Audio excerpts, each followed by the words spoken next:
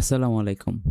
নবম শ্রেণীর শিক্ষার্থীরা, আমি হচ্ছি আবির। এখন আমি আপনাদের সাথে পৌরনীতি নবম শ্রেণীর যে কোশ্চেনটা আছে, ক সেটের কোশ্চেনটি নিয়ে আলোচনা করব। আপনারা অনেক বেশি ডিমান্ড করতেছিলেন পৌরনীতি ক সেটের কোশ্চেনটার জন্য। তো এখন দেখেন নবম শ্রেণীর ক সেটের যে কোশ্চেনটা আছে, এটা সম্পূর্ণ আমি আপনাদের দেখাই দেব একবারে এমসিকিউ সহ। তো আপনারা দেখেন যে প্রথমত যে কোশ্চেনটা আছে, এখানে লিখছে যে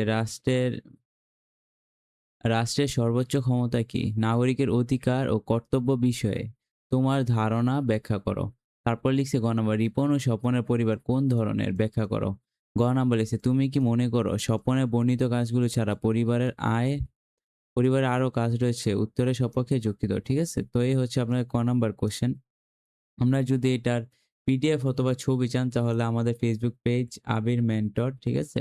আমি লিখে দিতেছি, আবির মেন্টরে চলে যান, তাহলে সেখানে এটার ছবি আপলোড করা আছে। আপনারা চাইলে সেখান থেকে এটার ছবি দেখে নিতে পারবেন, অথবা এটার পিডিএফ লিঙ্ক ডিসক্রিপশন বক্সে দেওয়া থাকবে, সেখান থেকে আপনারা চাইলে নিয়ে নিতে পারেন। ওকে, তো এখন আসেন ৩ নাম্বার। এই হচ্ছে ৩ নাম্বারটা দেখেন, এই হচ্ছে জনাব এ বাংলাদেশের নাগরিক হলেও ব্যবসা সূত্রে তিনি স্ত্রীকে নিয়ে কানাডায় বসবাস করেন। ওইখানে তার স্ত্রী এক পুত্র সন্তানের জন্ম দেন। তো ওকে, তো এখানে লেখছে সমাজ কাকে বলে? বুদ্ধিমান নাগরিককে রাষ্ট্রের শ্রেষ্ঠ সম্পদ বলা হয় কেন? ব্যাখ্যা করো। জনাব এ এর সন্তানের বাংলাদেশে নাগরিকত্ব অর্জনের ক্ষেত্রে কোন নীতি অনুসৃত হবে? ব্যাখ্যা করো। তারপরে এ হচ্ছে দেখতেই পাচ্ছেন, এ হচ্ছে ৪ নাম্বার। তো এখানে ৪ নাম্বারটা আপনারা ভালোভাবে দেখেন, এই হচ্ছে ৪ নাম্বারটা। তারপর আসেন এই দেখেন, এই যে এখানে দেখেন ৫ নাম্বারটা আছে। তো আপনারা এগুলার অ্যান্সার কিন্তু নিজেরা খুঁজে নিতে পারবেন। এগুলার অ্যান্সার নিজেরা বের কইরা খুঁজে নিবেন। এই যে দেখেন ৬ নাম্বারটা, ৬ নাম্বারটা একটা ছক দেয়া আছে। নিজেরা কিন্তু পারবেন এগুলার অ্যান্সার খুঁজে নিতে। আশা করি কোনো আপনাদের সমস্যা হবে না এগুলার অ্যান্সার গুলা বের করার জন্য।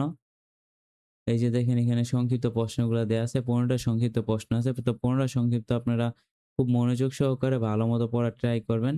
এখন আসেন যে আপনাদের এই যে দেখতে পাচ্ছেন ক সেটের পরিণতি ও নাগরিকতা অর্ধবার্ষিক পরীক্ষায় যে এমসিকিউ গুলা আছে, আপনারা এইগুলো এমসিকিউ গুলা বইয়ের সাথে মিলায় নিবেন। আবার মনে করবেন না যে এইখানে কিন্তু কিছু সঠিক এবং হয়তো কিছু ভুল দেওয়া আছে। আপনারা এগুলার সাথে বইয়ের সাথে মিলায় নিবেন যে এগুলা ঠিক কিনা। আমি পরিণতি কখনো পড়িনি।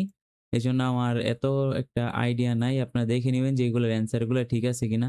আমার মনে হচ্ছে এখানে মেক্সিমাম মনে করেন অ্যান্সার গুলা ঠিকই আছে। বুঝছেন? এই যে দেখেন যেটা ভুল হইছে ক্রস দেওয়া আছে।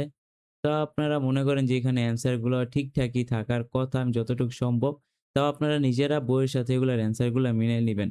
তো আশা করি শিক্ষার্থীরা আপনাদের এই ভিডিওটার মাধ্যমে কিছু হলেও হেল্প হয়েছে। যদি হেল্পফুল হয়ে থাকে তাহলে আবির মেন্টরকে কিন্তু সাবস্ক্রাইব করতে ভুলবেন না গাইস। ভালো থাকবেন সবাই। আল্লাহ হাফেজ।